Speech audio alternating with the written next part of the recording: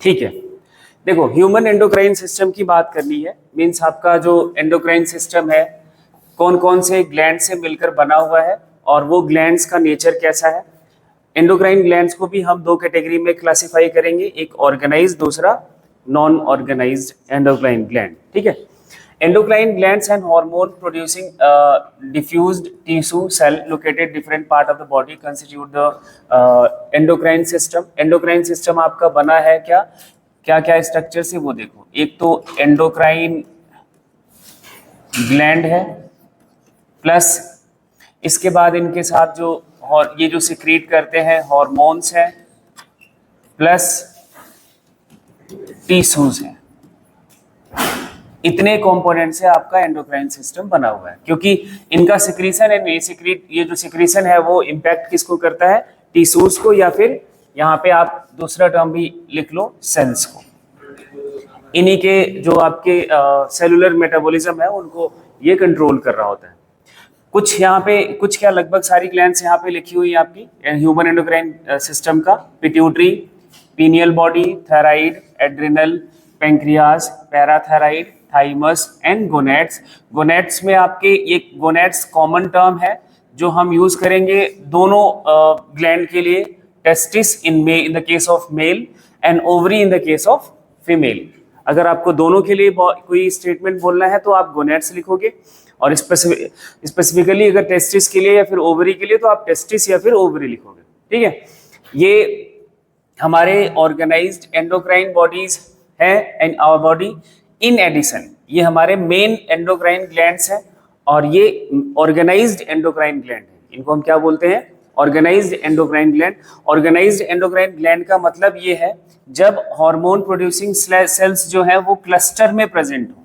कैसे प्रेजेंट हो, क्लस्टर में, एक ग्रुप में प्रेजेंट हो। इन सभी ग्लैंड्स में वो हार्मोन प्रोड्यूसिंग सेल्स क्लस्टर में प्रेजेंट होता है तो उनको हम क्या बोल देते हैं, organised gland, organised endocrine gland actually. ठीक है, और इनके अलावा जैसे गैस्ट्रोइंटेस्टाइनल ट्रैक्ट मतलब आपका इंटेस्टाइन, ठीक है, लीवर, किडनी, हार्ट, ये भी हार्मोन प्रोड्यूस करता है, जिसमें से आपने किडनी के बारे में अभी एक्सक्रीटरी सिस्टम में पढ़ा था, एक हार्मोन रेनिन, है ना, रेनिन के बारे में पढ़ा था। तो ये रेनिन कौन प्रोड्यूस करता है, ये किडनी प्रोड्यूस करता है, किडनी की सेल्स प्रोड्यूस करती हैं। बट किडनी में ये जो सेल रेनिन हार्मोन का सिक्रीशन करने वाली सेल्स है वो कोई क्लस्टर में नहीं प्रेजेंट होती, स्कैटर्ड होती हैं पूरे ऑर्गन में। वो कैसा होता है, स्कैटर्ड होते हैं वो पूरे ऑर्गन में, स्कैटर्ड फॉर्म में वो cells, hormone producing cells present होती है। तो इसलिए हम इसको क्या बोल देते हैं, नॉन ऑर्गेनाइज्ड एंडोक्राइन ग्लैंड्स। तो नॉन ऑर्गेनाइज्ड एंडोक्राइन स्ट्रक्चर आपकी बॉडी में ये तो आपका जीआई ट्रैक है, गैस्ट्रोइंटेस्टाइनल ट्रैक, लीवर है, किडनी है, हार्ट है। इनके बारे में ये नाम जरूर याद रखना, यही गड़बड़ होता है। A brief account of structure and function all major endocrine glands and hypothalamus of human body is given।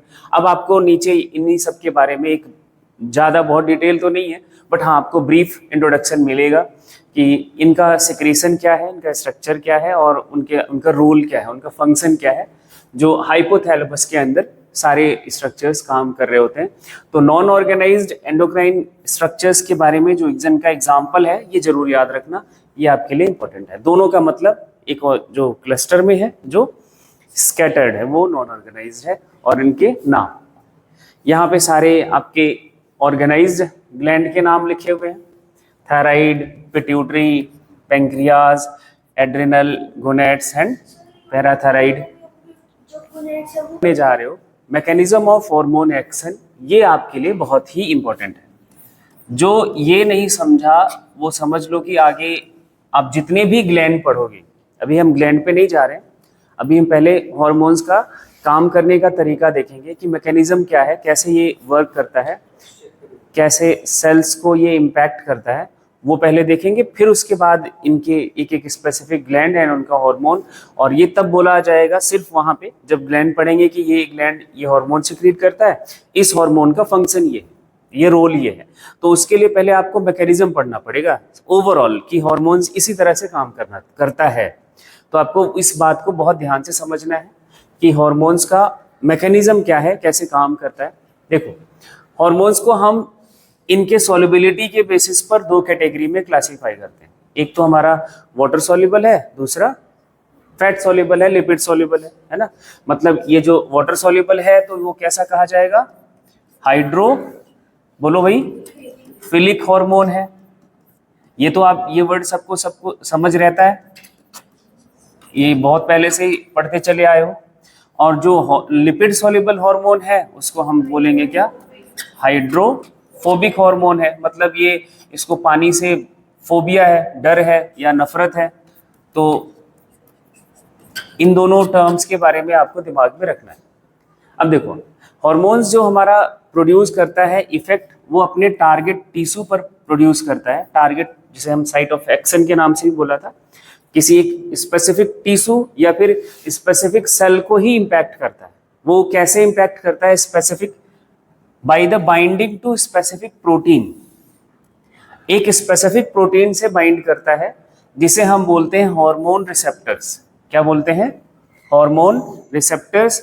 और यही हार्मोन रिसेप्टर लोकेटेड होता है किस पर, जो वो उसका टारगेट टिश्यू है। जैसे मान लो कोई हार्मोन ए है, हार्मोन ए का मॉलिक्यूल है, ये इसका मॉलिक्यूल है तो अपना उसका एक स्ट्रक्चर होगा, ठीक है। अब इसका टारगेट टिश्यू हमने माना कि यहाँ पे है, टारगेट सेल यहाँ पे है, ठीक है। इस टारगेट सेल को ही ये इम्पैक्ट करेगा। इस बात पर ये निर्भर करता है कि इस टारगेट सेल के पास ऐसा एक रिसेप्टर होगा, प्रोटीन का बना हुआ, सेल मेम्ब्रेन पे, सेल मेम्ब्रेन का कंपोजिशन में प्रोटीन भी होता है, तो ये प्रोटीन एज अ रिसेप्टर काम करता है। जो ये हार्मोन घूमता रहेगा पूरी बॉडी में, जैसे इस सेल के पास आएगा तो ये रिसेप्टर को पहचान लेता है हार्मोन की, ये रिसेप्टर इधर है, तो इनके साथ ये जुड़ जाता है। इस प्रोटीन के स्ट्रक्चर को ही बोलते हैं हार्मोन रिसेप्टर। जिसके पास ये हार्मोन रिसेप्टर होगा उन्हीं सेल से ये हार्मोन बाइंड करेगा एंड देन वो उन पे वो चेंजेस करवाएगा। तो टारगेट सेल के पास क्या होता है, एक स्पेसिफिक रिसेप्टर, और उसी रिसेप्टर को पहचान कर हार्मोन उनको उनके साथ बाइंड करता है।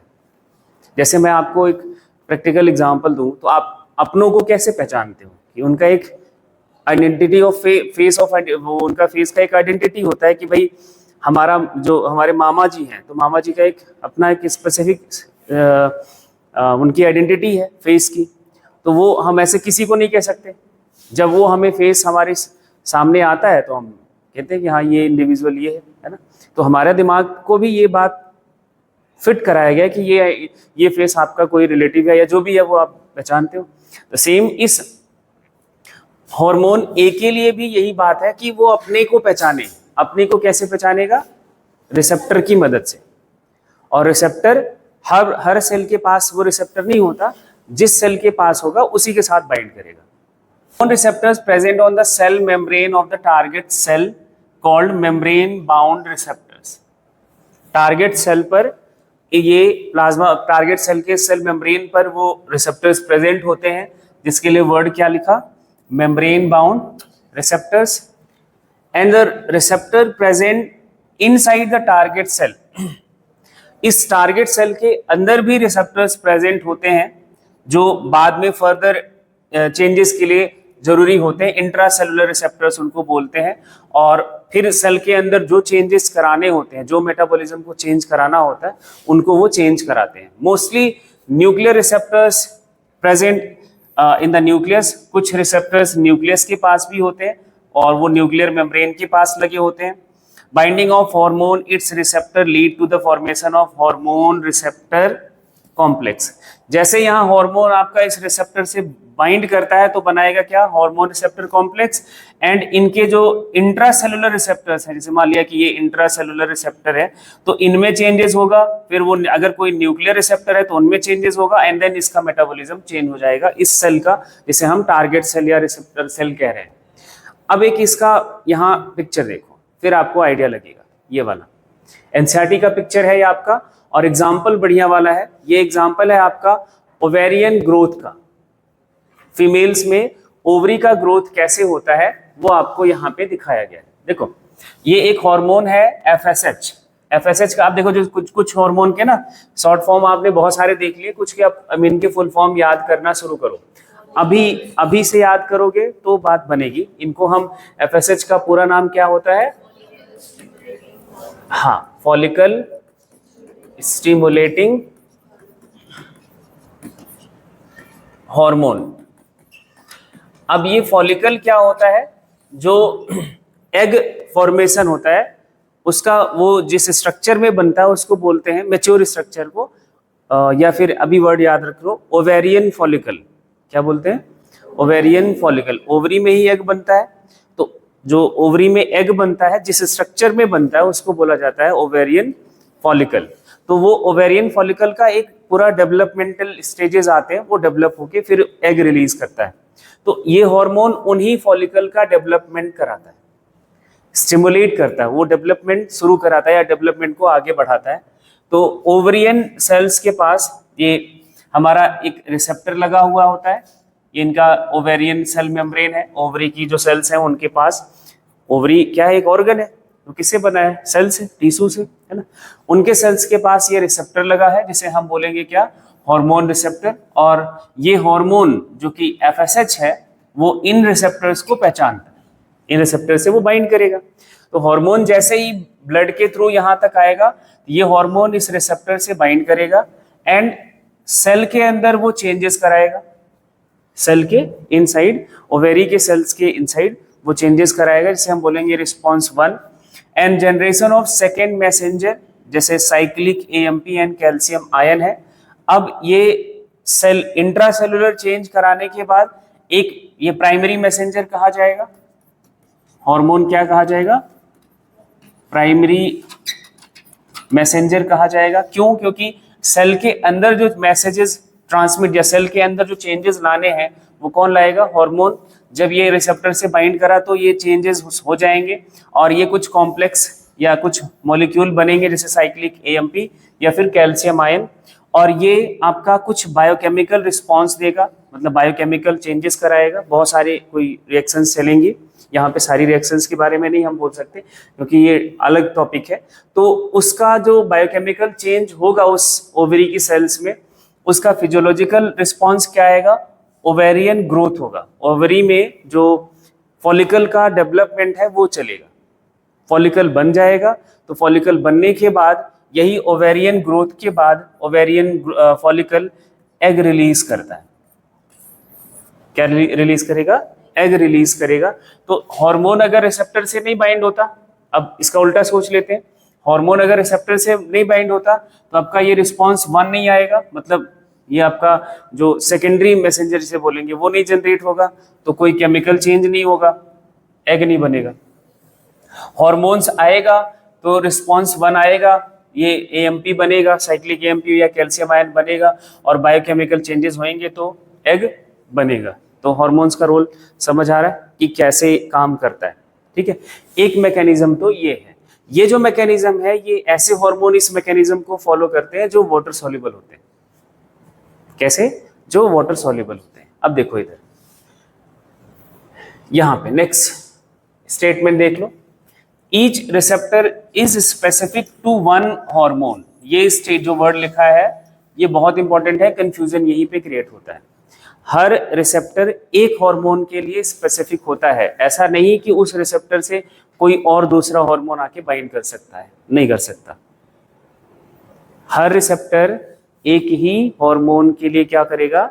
स्पेसिफिक होता है एंड ओनली, इसलिए आपका क्या होता है? Receptors are specific.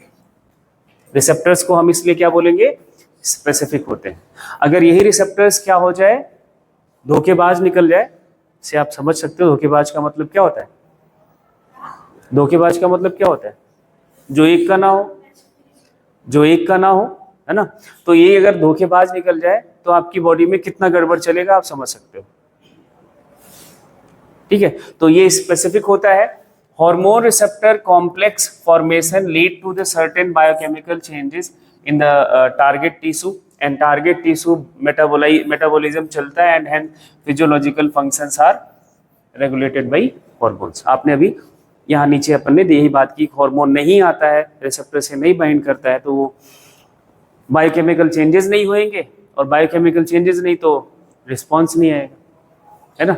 तो ये इस तरह से आपका एक जो हार्मोन है, कौन सा वाटर सॉल्युबल हार्मोन है, वो इसी तरह से काम करते हैं।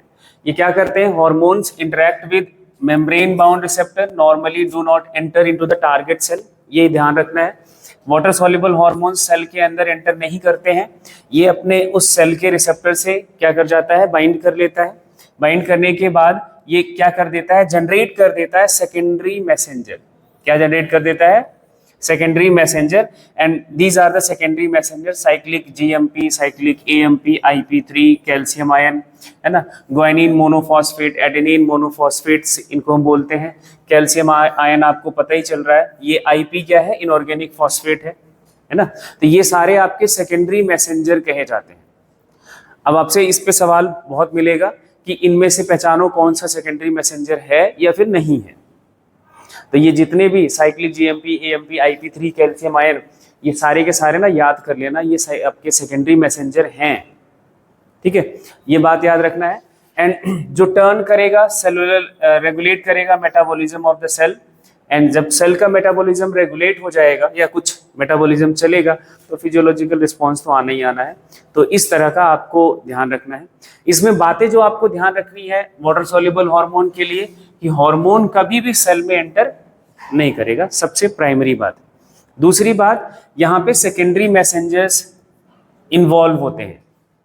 क्या होते हैं, सेकेंडरी मैसेंजर्स इन्वॉल्व होते हैं। अरे भाई ऐसे समझ लो कि जब हार्मोन सेल के अंदर एंटर ही नहीं कर रहा है तो सेकेंडरी मैसेंजर की जरूरत पड़ेगी। भाई मैसेज को आगे बढ़ाना है, भाई तुम ऐसे काम करो कि तुम गेट तक आ सकते हो और आपका मैसेज वहाँ उस कॉर्नर तक जाना है, और आप गेट से अंदर नहीं एंटर कर सकते, ये आपकी बाउंडेशंस हैं, तो आपको बीच में तो कुछ चाहिए, है ना, कोई मीडिएटर चाहिए जो यहाँ का मैसेज, गेट का मैसेज वहाँ तक ले जाए, है ना। तो वो सेकेंडरी मैसेंजर का काम होता है कि मेम्ब्रेन के बाद हार्मोन की एंट्री, मेम्ब्रेन से हार्मोन की एंट्री नहीं हो सकती, तो सेकेंडरी मैसेंजर चाहिए जो वो चेंजेस करा सके, ठीक है।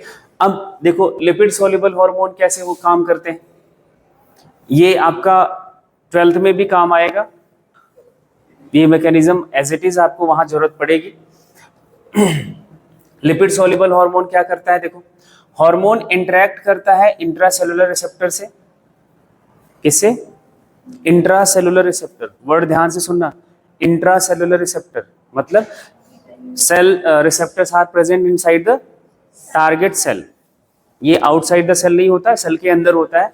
अब क्योंकि लिपिड सॉल्युबल हार्मोन है तो आपको एक बात याद होनी चाहिए, जो सेल मेम्ब्रेन है, सेल मेम्ब्रेन का जो कॉम्पोजिशन है वो कैसा है, मेन कॉम्पोजिशन इसका है फॉस्फोलिपिड है। जब कोई स्ट्रक्चर मेनली लिपिड से ही बना है, किससे बना है, लिपिड से ही बना है, तो जो लिपिड सॉल्युबल मॉलिक्यूल होंगे वो आसानी से क्रॉस कर सकते हैं, नहीं कर सकते, कर सकते हैं। तो लिपिड सॉल्युबल हार्मोन्स को मेम्ब्रेन क्रॉस करने में दिक्कत नहीं आती, इसलिए वो मेम्ब्रेन को इजीली क्रॉस कर जाता है, इजीली क्रॉस कर सकता है और कर जाता है। तो उनके लिए जो रिसेप्टर्स हैं, अब भाई मान लो कि एक सेट ऑफ हार्मोन्स हैं आपके ब्लड स्ट्रीम में ट्रेवल कर रहे हैं और वो लिपिड सॉल्युबल है, सारे के सारे मान लो कि लिपिड सॉल्युबल है, सारे आपका मेम्ब्रेन क्रॉस कर जा रहे हैं, तब भी गड़बड़ हो सकता है।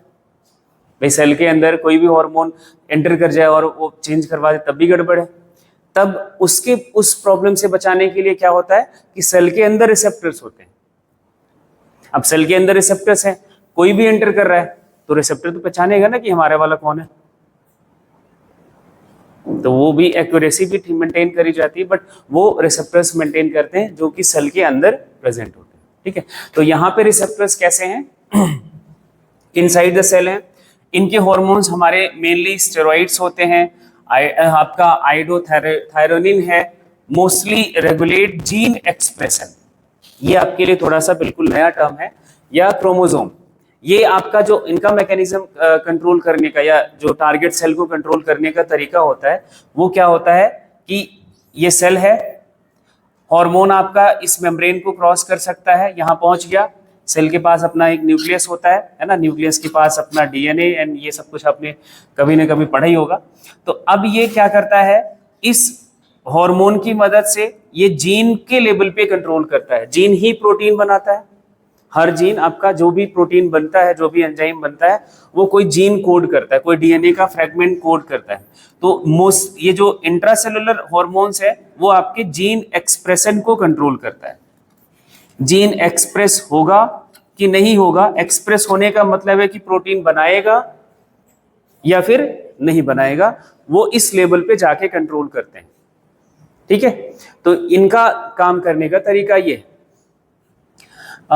functions by the interaction of hormone receptor complex with genome, genome मतलब genetic material, and cumulative biochemical action result and in physiological development developmental effect। अगर जीन बनेगा, जीन काम करेगा तो प्रोटीन बनाएगा, और प्रोटीन बनेगा तो वो उस सेल के अंदर चेंजेस चलेंगे। अगर जीन नहीं काम करेगा तो प्रोटीन नहीं बनेगा, जब प्रोटीन नहीं बनेगा तो केमिकल चेंजेस नहीं चलेंगे। यही बात लिखा है कि अगर वो जीन काम करता है, प्रोटीन बनता है, तो क्यूमुलेटिव बायोकेमिकल एक्शंस चलेगा एंड देन फिजियोलॉजिकल डेवलपमेंट आपको देखने को मिलेगा। अगर वो जीन नहीं काम करता, प्रोटीन नहीं बनेगा, तो वो क्यूमुलेटिव बायोकेमिकल चेंजेस नहीं होंगे, तो मतलब फिजियोलॉजिकल चेंजेस भी नहीं होंगे। ये इनका काम करने का तरीका होता है। तो दोनों तरह के हार्मोन्स की बात हो गई आपकी। वाटर सॉल्युबल है तो कैसे काम करेगा, और लिपिड सॉल्युबल है तो कैसे काम करेगा। अब देखो दूसरा जो एग्जांपल है आपका ना, वो एस्ट्रोजन का कैसे काम करता है वो देखो। एस्ट्रोजन भी आपका कैसा हार्मोन है, फीमेल हार्मोन है ना। तो ये एस्ट्रोजन ओवेरियन सेल, ये आपकी ओवेरियन सेल बनाती है। ये हार्मोन एंटर कर जाता है, इधर मेम्ब्रेन को क्रॉस कर जाता है, एंड मेम्ब्रेन को क्रॉस करने के बाद ये इनका जो रिसेप्टर है वो न्यूक्लियस के अंदर हार्मोन उनसे बाइंड करता है। फिर इनका जो जीनोम होता है, that is the DNA, DNA आपका प्रोटीन बना देता है। ठीक है, कब, जब हार्मोन रिसेप्टर से बाइंड करेगा तो प्रोटीन बन जाएगा एंड फिजियोलॉजिकल चेंजेस आपको देखने को मिल जाएंगे। अब यही हार्मोन नहीं आया, यहाँ नहीं पहुंचा, तो रिसेप्टर से नहीं बाइंड होगा, ये प्रोटीन नहीं बनेगा, ये फिजियोलॉजिकल चेंजेस नहीं आएंगे। तो इस तरह से लिपिड सॉल्युबल हार्मोन्स काम कर रहे होते हैं। अब देखो मैकेनिज्म में कोई दिक्कत किसी को नहीं, मैकेनिज्म बहुत इजी है, बट एक बार दिमाग में उसको फिट करने की जरूरत है। क्या क्या रिस्पेक्ट में फिट करने की जरूरत है कि मेम्ब्रेन रिसेप्टर्स किसके लिए चाहिए, किसके लिए नहीं चाहिए। इसके लिए ना दोनों हार्मोन का नेचर आपको समझ के रखना है। पहले तो सेल मेम्ब्रेन का कॉम्पोजिशन समझ के रखना है। सेल मेम्ब्रेन का मेन कॉम्पोजिशन है जो है वो फॉस्फोलिपिड। अब जो लिपिड सोल्यूबल हार्मोन है तो लिपिड में तो आसानी से क्रॉस कर जाएगा, मतलब मेम्ब्रेन को आज इजीली क्रॉस कर जाएगा। तो लिपिड सोल्यूबल के लिए कोई मेम्ब्रेन रिसेप्टर की जरूरत नहीं होती। इधर मेम्ब्रेन में रिसेप्टर नहीं होता, सेल के अंदर रिसेप्टर होता है, मेनली वो भी न्यूक्लियस के पास। ठीक है, लेकिन जो वाटर सोल्यूबल हार्मोन है वो सेल मेम्ब्रेन को इजीली क्रॉस नहीं कर सकता, क्योंकि मेन कॉम्पोजिशन क्या है, फॉस्फोलिपिड है। तो वाटर है जो कि पोलर है और फॉस्फोलिपिड नॉन पोलर है, तो दोनों का इंटरेक्शन तो हो ही नहीं सकता। तो बीच में आता है एक प्रोटीन जो कि पोलर होता है, तो वो वाटर सॉल्युबल मॉलिक्यूल को पकड़ता है, फिर अंदर एंट्री करवाता है एंड देन आगे का चेंजेस चलेगा। तो रिसेप्टर के बारे में, कौन सेल के अंदर एंटर करता है, कौन नहीं करता है, किसके लिए सेकेंडरी मैसेंजर की जरूरत है, किसके लिए नहीं चाहिए। यहाँ जो लिपिड सॉल्युबल हार्मोन्स है, इसके केस में सेकेंडरी मैसेंजर की जरूरत नहीं होती। मेन जो सबसे जो थोड़ा सा मुश्किल टाइप का जो सवाल बनता है वो सेकेंडरी मैसेंजर पे बनता है। सेकेंडरी मैसेंजर सिर्फ और सिर्फ चाहिए आपके किसके लिए, वाटर सॉल्युबल के लिए। ये थोड़ा सा ध्यान रखना है, ये सारे आपको ध्यान रखने हैं बस। अब इनका जो केमिकल नेचर कैसा है, हार्मोन का केमिकल नेचर कैसा है, इसके बेसिस पर देखो हम इनका क्लासिफिकेशन देखेंगे कि हार्मोन कितने टाइप्स के हैं। एक ऐसा जो पेप्टाइड या फिर पॉलीपेप्टाइड या फिर प्रोटीन नेचर का हार्मोन होता है, मतलब मेनली उनका कंपोजिशन पेप्टाइड्स हैं बस, या पॉलीपेप्टाइड है, कोई प्रोटीन है। ठीक है, जैसे कुछ एग्जांपल यहाँ पे लिखा है, इंसुलिन का नाम आपको पता है, ग्लूकागॉन का नाम आपको पता है, पिट्यूटरी हार्मोन के नाम अभी हम पढ़ेंगे, हाइपोथैलेमिक हार्मोन्स जो है वो इसी नेचर के होते हैं। इन सब के बारे में अपन को जानना है। कुछ स्टेरॉइडल नेचर के होते हैं, मतलब आपके लिपिड या फैटी नेचर के होते हैं, जैसे कोर्टिसोल है, टेस्टोस्टेरोन है, एस्ट्रोडियोल है, प्रोजेस्टेरॉन है, ये सारे के सारे स्टेरॉइडल हार्मोन्स हैं। मतलब ये फैटी सब्सटेंस है, फैटी नेचर का होता है। इसका नाम सबने सुना होगा, तो थायरोक्सिन ही है।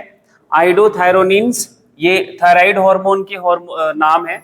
एक्चुअली थायरोक्सिन भी दो तरह का होता है, तो वो अपन देखेंगे कौन कौन सा। एक आपका आइडोथायरोनिन्स है, T3 T4 वहां अपन पढ़ेंगे, है ना। कुछ आपके एमिनो एसिड के डेरिवेटिव्स होते हैं। अब ध्यान से देखना, इधर एमिनो एसिड का पॉलीमर है, पेप्टाइड कब बनेगा?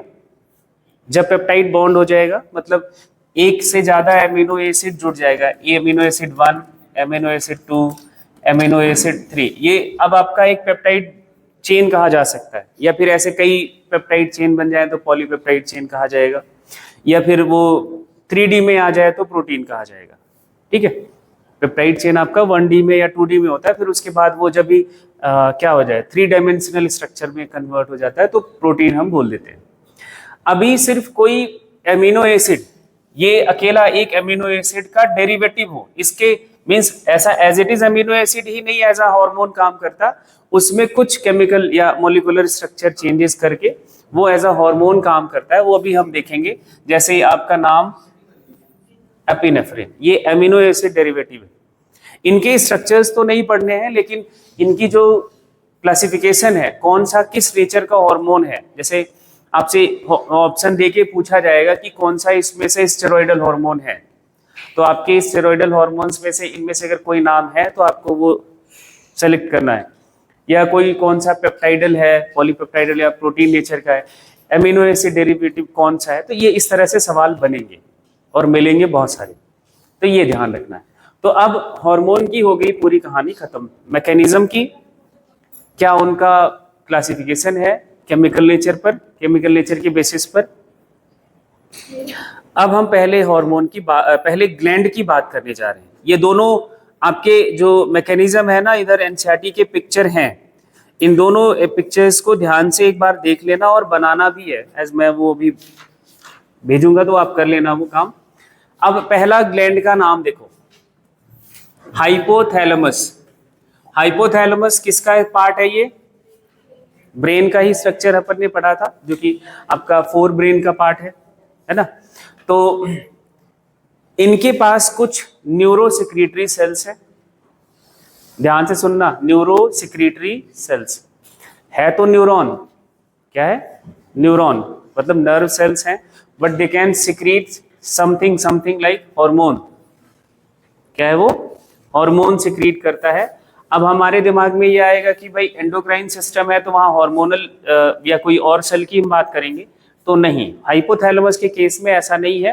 हाइपोथैलेमस के पास न्यूरल सेल ही है, क्योंकि ब्रेन का पार्ट है, और ब्रेन किससे बना है?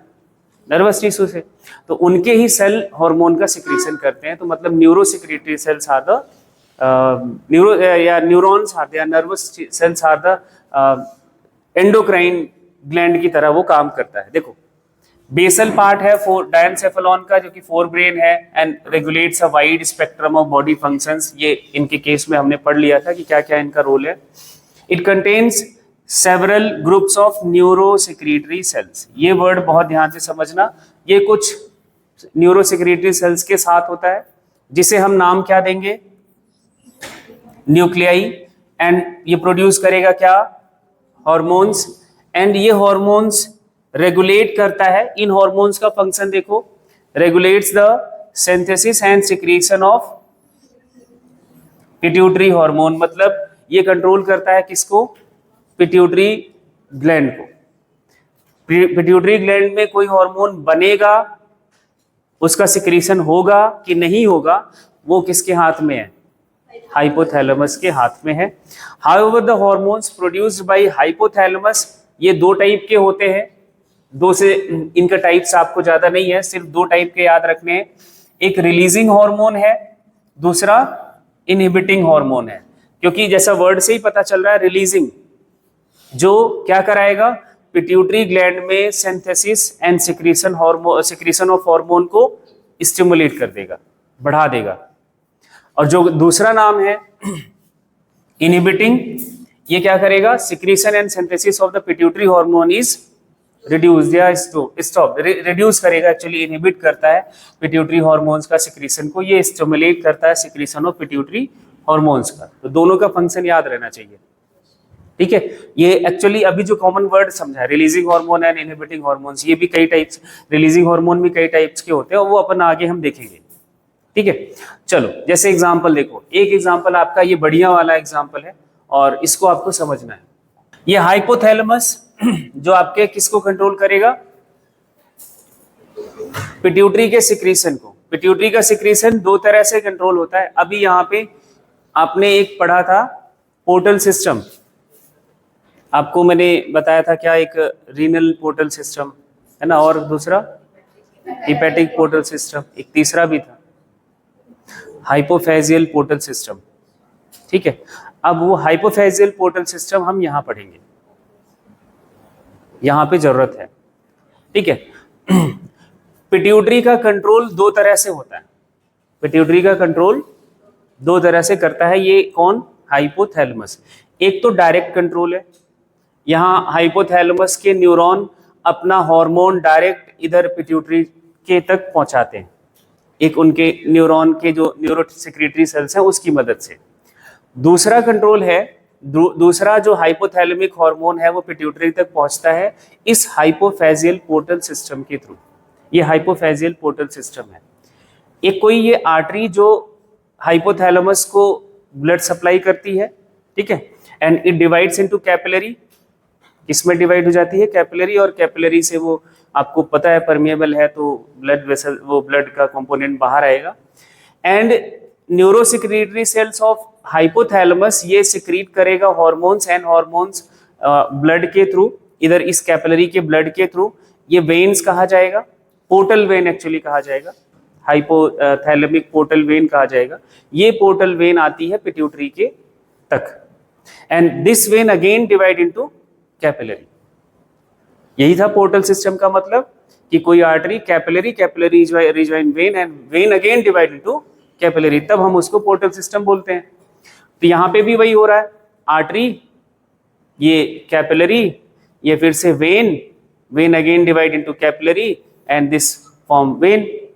ये पोर्टल सिस्टम हुआ। तो ये पोर्टल सिस्टम में यहाँ पे जो हार्मोन्स इस ब्लड के या ब्लड के थ्रू कैपिलरी में कैपिलरी के थ्रू ब्लड में आता है, वो इस वेन के थ्रू कहाँ तक आया, पिट्यूटरी ग्लैंड तक आया। एंड कैपिलरी है तो ऑब्वियस सी बात है कि वो परमिएबल होगी, हार्मोन्स इन पिट्यूटरी के सिक्रेशन को कंट्रोल करेगा, एंड वेन है आगे वो फिर से जाएगा।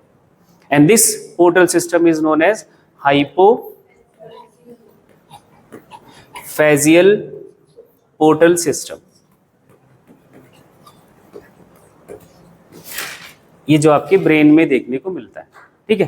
तो यहाँ पे ये दो तरह का कंट्रोल है, इनके बारे में आगे हम देखते हैं। देखो जो एग्जाम्पल आपको पढ़ना है स्टिमुलेटिंग और इनहिबिटिंग का, वो देखो, hypothalamic hormone that is known as gonadotropin releasing hormone, short form में आपने ये जरूर देखा होगा कहीं ना कहीं, GnRH, ठीक है। ये हाइपोथैलेमस का हार्मोन है। क्या नाम लिखा है, gonadotropin releasing hormone. Releasing hormone है, वर्ड आया रिलीजिंग, मतलब ये क्या करेगा, सिक्रीशन एंड सिंथेसिस हाइपोथैलेमस का बढ़ाने वाला है, सॉरी पिट्यूटरी का बढ़ाने वाला है, ठीक है। अब पिट्यूटरी का काम क्या है, to control the all other endocrine glands. जैसे नाम से अभी ये जो रिलीजिंग हार्मोन है किसको कंट्रोल करने वाला है, आप इस वर्ड से आप आइडिया लगा सकते हो। गोनेडो मतलब टेस्टिस एंड ओवरी। पिट्यूटरी ऐसे हार्मोन्स का सिक्रीशन बढ़ा देगा जो आपके गोनेट्स को कंट्रोल करता है, गोनेट्स पे इंपैक्ट करता है। हाइपोथैलेमस ने कौन सा हार्मोन सिक्रीट करा, GnRH, and then pituitary start to synthesise that hormones which impact या which regulate the functions of gonads, and gonads are the testis and ovary। ये इनका काम होता है, क्योंकि और सारी ग्लैंड किसके अंडर काम करती है, पिट्यूटरी के। तो पिट्यूटरी गोनेड्स को भी कंट्रोल करेगा। गोनेड्स में जैसे ओवरी की बात करें तो प्रोजेस्टेरॉन का सिंथेसिस, एस्ट्रोजन का सिंथेसिस, है ना, या टेस्टिस की बात करें तो एंड्रोजेंस या टेस्टोस्टेरोन जिसे आप कहते हो। तो ये इन सभी हार्मोन्स का सिंथेसिस को जब भी बढ़ाना होता है तो GnRH निकला पिट्यूटरी के पास। पिट्यूटरी ने क्या करा, इन सभी हार्मोन की सिंथेसिस बढ़ा दिया गोनेड्स में, ठीक है। वो भी हार्मोन्स के थ्रू करेगा। एक हार्मोन आपने देखा था FSH, तो वो पिट्यूटरी का हार्मोन है। तो GnRH निकला पिट्यूटरी के पास, पिट्यूटरी ने निकाला क्या, FSH। FSH ने काम किया किस पे, फॉलिकल्स का डेवलपमेंट कराया। तो फॉलिकल्स बोले तो ओवरी में, ओवरी से फिर से बनना शुरू हो गया एस्ट्रोजन। तो ये इस तरह से इनका चेंज चलेगा। देखो, stimulate the pituitary synthesis and release gonadotrophins. जबकि दूसरा है, दूसरा एग्जांपल है इसी का उल्टा, somatostatin from the hypothalamus inhibit the release of growth hormone from pituitary. Pituitary gland का ही सिक्रीशन होता है growth hormone that regulate the growth and development of the body. जो बॉडी का ग्रोथ एंड डेवलपमेंट है उसको कंट्रोल करता है। अब ग्रोथ हार्मोन जब भी चाहिए होगा तो रिलीजिंग हार्मोन चाहिए जो कि हमारा ग्रोथ करा सके, लेकिन सोमैटोस्टैटिन ग्रोथ हार्मोन के सिक्रीशन को कम करा देता है, और जब कम हुआ तो बॉडी का ग्रोथ एंड डेवलपमेंट कम हो जाएगा या स्टंटेड हो जाएगा।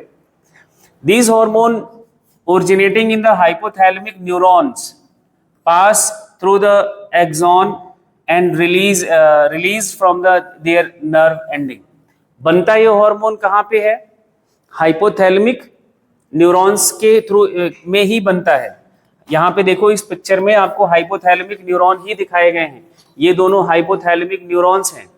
एक ये वाला स्ट्रक्चर देखो, ये आपका हाइपोथैलेमिक न्यूरॉन है, दूसरा ये हाइपोथैलेमिक न्यूरॉन है। इन हार्मोन्स की सिंथेसिस इनके न्यूरॉन्स में ही होती है और ये एक्सॉन एंडिंग से रिलीज करे जाते हैं। उसी न्यूरॉन का जो एक्सॉन एंडिंग होगा वहां से रिलीज करे जाते हैं। इन जनरल आपने क्या देखा था, एक्सॉन एंडिंग रिलीजेस न्यूरोट्रांसमीटर्स, है ना। वो न्यूरोट्रांसमीटर की जगह पे क्या सिक्रीट करता है, hormones. These hormone reach to the pituitary gland through the portal circulatory system. ये हार्मोन्स पिट्यूटरी तक किसके थ्रू पहुंचता है, पोर्टल सर्कुलेटरी सिस्टम के थ्रू पहुंचता है, and regulate the function of anterior pituitary. क्या रेगुलेट करता है, एंटीरियर पिट्यूटरी। अब दो वर्ड आएंगे आपके सामने। इस पिट्यूटरी के दो लोब्स होते हैं, हाँ 3 होते हैं, बट मेनली हम 2 ही बात करेंगे। इंटरमीडिएट लोब भी होता है, बट अपन अभी 2 की बात कर लेते हैं, है ना। ये आपका जो लोब है इसको बोलेंगे एंटीरियर पिट्यूटरी, और इस लोब को बोलेंगे पोस्टीरियर पिट्यूटरी। एंटीरियर लोब और पोस्टीरियर लोब। जो पोर्टल रेगुलेशन है, पोर्टल सिस्टम है, पोर्टल कनेक्शन है हाइपोथैलेमस एंड पिट्यूटरी के बीच, वो होता है एंटीरियर पिट्यूटरी और हाइपोथैलेमस के बीच है।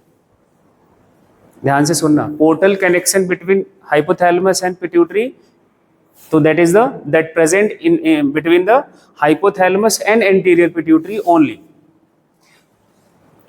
posterior pituitary connected with hypothalamus directly। ये डायरेक्ट कनेक्शन है, इधर पोर्टल सिस्टम काम नहीं करता, इधर पोर्टल सिस्टम जो पोर्टल सिस्टम है वो नहीं है। हाइपोथैलेमस के न्यूरॉन्स डायरेक्टली पोस्टीरियर पिट्यूटरी को कंट्रोल करता है, ठीक है। डायरेक्टली आप देखोगे दोनों स्ट्रक्चर से आपको ये बात क्लियर है, डायरेक्ट कनेक्शन है। यहाँ पे पोर्टल सिस्टम काम कर रहा है, यहाँ पे हार्मोन्स देखो तो हाइपोथैलेमस के न्यूरॉन पिट्यूटरी तक आते हैं, पहुंचते हैं, इनके फाइबर्स यहाँ तक आते हैं। The posterior pituitary under the direct neural regulation of the, direct neural regulation होता है किसके साथ, हाइपोथैलेमस के साथ। पोस्टीरियर पिट्यूटरी का, एंटीरियर पिट्यूटरी का नहीं है। एंटीरियर पिट्यूटरी का रेगुलेशन कैसे होता है, पोर्टल सर्कुलेशन से होता है, ये ध्यान रखना। बोलो, इतनी बात ठीक है। हाइपोथैलेमिक न्यूरॉन्स हैं, कैपिलरीज हैं, पोर्टल सिस्टम है, और ये हाइपोथैलेमिक न्यूरॉन्स हैं, डायरेक्ट कनेक्शन है। देख रहे, anterior pituitary and posterior pituitary. इन्हीं के बीच एक और लोब होता है एक्चुअली पिट्यूटरी ग्लैंड का, that is the intermediate lobe. ये जो आपको ये लाइन वाला हिस्सा दिखाया गया है, ये इतना ज़्यादा हमारा एक इम्पोर्टेंट बात है, बट हम दोनों के सारे स्ट्रक्चर्स की बात करेंगे। अब देखो इनके बारे में, पिट्यूटरी, ये आपका हो गया हाइपोथैलेमस की बात खत्म। हाइपोथैलेमस कैसे कनेक्टेड है पिट्यूटरी से वो ध्यान रखना है, एंड हाइपोथैलेमस के हार्मोन्स का नाम 2 तो जरूर, एक तो GnRH, दूसरा सोमैटोस्टैटिन।